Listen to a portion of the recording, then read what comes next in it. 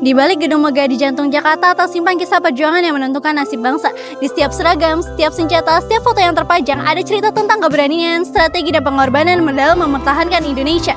Museum ini bukan sekadar bangunan, tetapi wadah memori bangsa yang mengingatkan kita bahwa kemerdekaan bukan merupakan hadiah, melainkan hasil perjuangan para kesatria tanah air. Selamat datang di Museum Satria Mandala, tempat berbagai kisah perjuangan bangsa Indonesia ada. Museum ini sangat mudah ditemukan, berlokasi di Jalan Gatot Subroto, Kuningan, nomor 14, Jakarta Selatan. Dalam rangka pembinaan mental dan pewarisan nilai-nilai juang 1945 dan nilai-nilai luhur TNI 1945, pimpinan TNI merasa perlu dibangunnya suatu museum angkatan dan Polri yang sudah ada. Untuk itu, Kepala Pusat Sejarah TNI pertama, Brigjen TNI Nugroho Noto Susanto, ditugaskan mempersiapkan rencana dan pelaksanaan pembangunannya. Pembangunan Museum Satria Mandala dimulai pada tanggal 15 November 1971 di bekas rumah Nyonya Dewi Soekarno di atas tanah seluas 56.670 meter persegi. Pelaksanaan pembangunan tahap pertama diresmikan oleh Presiden Soeharto pada tanggal 5 Oktober 1972. Nama Satria Mandala berasal dari bahasa Sanskerta, artinya kurang lebih lingkungan atau alam keramat para kesatria. Teman-teman bisa dilihat di sini merupakan gedung atau bangunan dari Museum Satria Mandala, karena pada awalnya museum ini merupakan Wisma Yaso atau bekas peninggalan dari Dewi Soekarno. Jadi bentuk atau gaya arsitektur museum ini merupakan gaya pada era kolonial atau pada era museum pada sebelumnya. Selanjutnya di sini saya akan memasuki bangunan pertama dari museum. Teman-teman bisa dilihat, museum ditetapkan menjadi bangunan cagar budaya dari Dinas Kebudayaan Provinsi DKI Jakarta tahun anggaran 2021.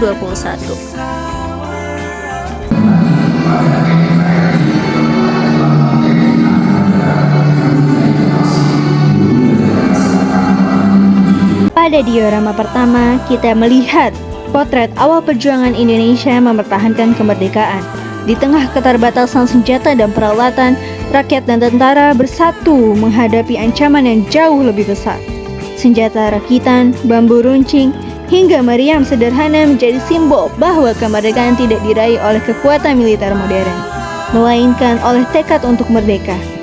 Medan perang digambarkan keras, penuh kepulan asap dan pergerakan taktis. Strategi gerilya menyerang cepat, berpindah lincah dan memanfaatkan alam menjadi kunci bertahannya Indonesia.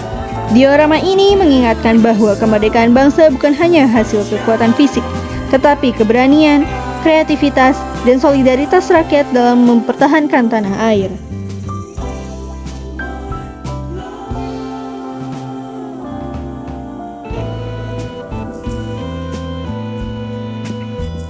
Selanjutnya kita akan beralih menuju ruang Jenderal Sudirman.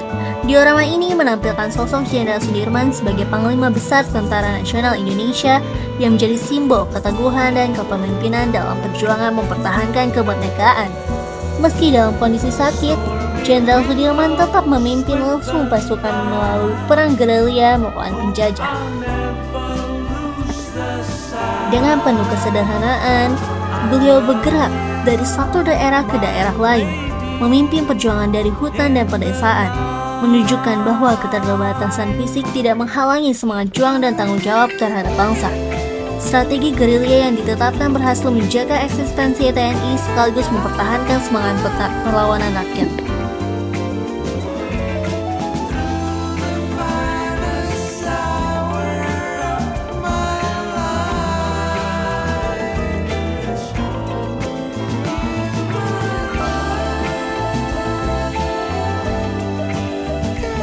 Diorama kedua memperlihatkan serangan besar-besaran pasukan Belanda terhadap wilayah strategis Republik Indonesia.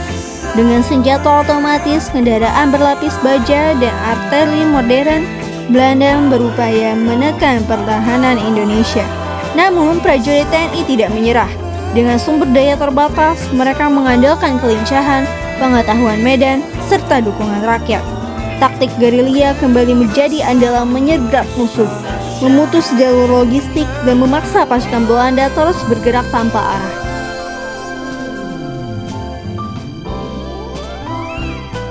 Kontras antara teknologi modern Belanda dan perlengkapan sederhana TNI justru menegaskan besarnya keberanian para pejuang dalam melawan kekuatan kolonial yang berusaha kembali menguasai Indonesia.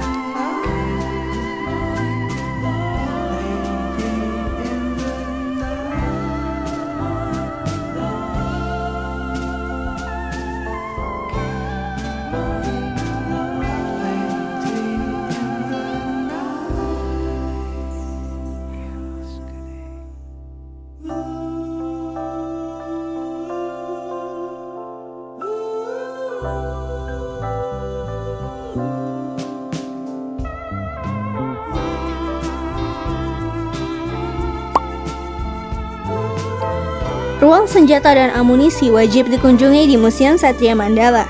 Teman-teman akan berkesempatan melihat ratusan koleksi senjata dari tahun 1940-an, seperti senapan, tongkat bambu, peluncur roket, dan granat, merupakan beberapa contoh koleksi yang bisa teman-teman temukan di ruangan luas ini. Selanjutnya, kita akan menuju diorama 3 dan 4, tapi sebelum itu kita akan melipir sedikit menuju Taman Soekarno.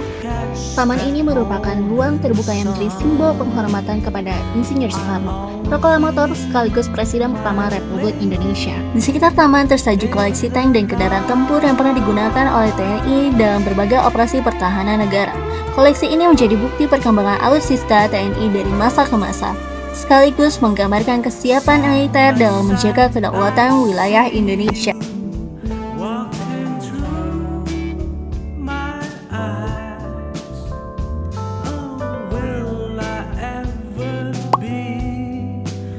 Kemudian di sini kita akan memasuki ruangan diorama 3 dan 4. Pada diorama ketiga, kita menyaksikan momen yang penuh ketegangan. Pasukan Belanda melancarkan serangan langsung ke pusat pemerintahan Republik Indonesia. Bangunan pemerintah, pusat komunikasi, dan kantor-kantor strategis diserbu secara tiba-tiba. Adegan muram terlihat ketika tokoh-tokoh nasional ditangkap dan dibawa paksa. Diorama keempat menghadirkan kembali momen heroik serangan balasan TNI untuk merebut Yogyakarta. Operasi ini melibatkan koordinasi yang dekat antara TNI, Laskar Rakyat, dan tokoh-tokoh masyarakat yang saling percaya. Pasukan bergerak cepat menguasai titik-titik strategis, mulai dari pos penjagaan, markas musuh, hingga pusat komunikasi.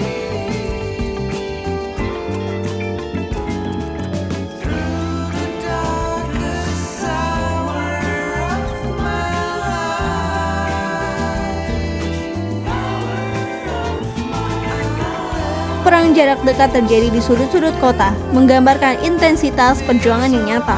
Pada puncak adegan, merah putih berkibar kembali di langit Yogyakarta sebagai simbol bahwa kedaulatan Indonesia tidak dapat dipadamkan. Diorama ini menjadi bukti bahwa kolaborasi rakyat dan militer mampu membalikan keadaan dan menghidupkan kembali harapan bangsa.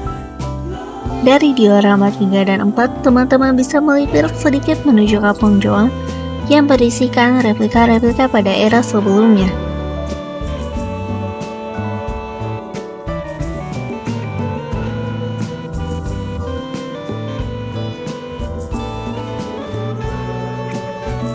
Nah, di sini teman-teman bisa melihat beberapa koleksi pesawat-pesawat TNI pada era-era sebelumnya.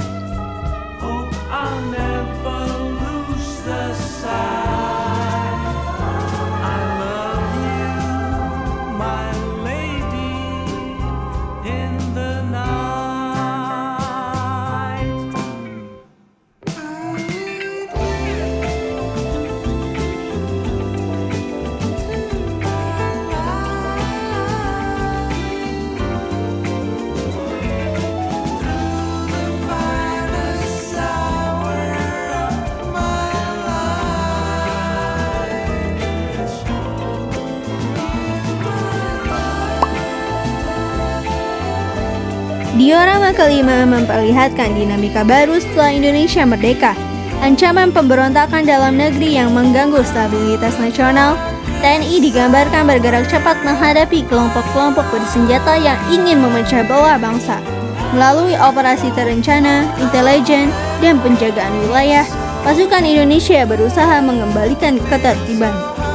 Diorama ini menunjukkan bagaimana TNI tidak hanya berperang melawan penjajah, tetapi juga menjaga persatuan negara dari ancaman internal. Wajah prajurit yang siaga, interaksi dengan warga, dan kondisi desa yang tegang menggambarkan kompleksitas perjuangan mempertahankan keutuhan NKRI pada masa awal kemerdekaan.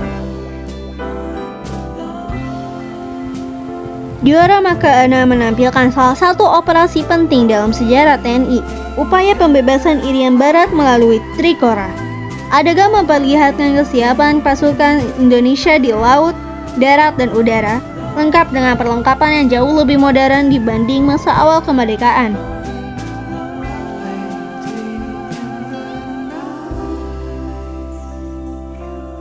Oke, teman-teman sendiri bisa mengunjungi Museum Satria Mandala pada hari Selasa hingga Minggu. Untuk bagian indoornya sendiri, buka jam operasionalnya sekitar dari jam 8 hingga jam 5 sore. Dan untuk bagian outdoornya, Museum Satria Mandala buka dari jam 8 hingga jam 9 malam. Untuk biaya tiket masuknya sendiri itu berkisar 5.000 untuk umum.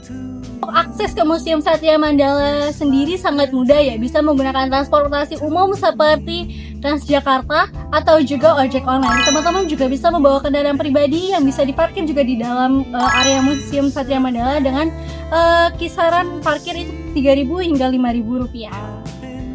Selain area parkir, Museum Satria Mandala juga menyediakan beberapa fasilitas seperti toilet umum, kemudian masjid atau musola, kemudian perpustakaan, dan juga ada beberapa kantin dan juga kafe-kafe yang berada di sini. Museum Satria Mandala sendiri memberikan pelayanan sebagai bentuk petugas tiketing, petugas kebersihan, dan juga tour guide. Di setiap langkah yang kita jejaki di museum ini, kita tidak hanya melihat sebuah sejarah, tetapi juga kita ikut merasakan bagaimana pengorbanan, perjuangan, strategi militer para kesatria bangsa Indonesia dengan mempertahankan bangsa Indonesia ini. Museum Satria Mandala bukan sekedar ruang pamer, ia adalah jembatan yang menghubungkan kita dengan masa lalu untuk membentuk kesadaran di masa kini dan memupuk tanggung jawab untuk masa depan. Semoga perjalanan hari ini membuat kita semakin menghargai arti kemerdekaan, semakin mencintai tanah air, dan tidak lupa bahwa perjuangan belum selesai, hanya bentuknya yang berbeda. Terima kasih telah menyaksikan. Mari terus jaga sejarah, karena bangsa yang besar adalah bangsa yang tidak pernah melupakan para pahlawannya.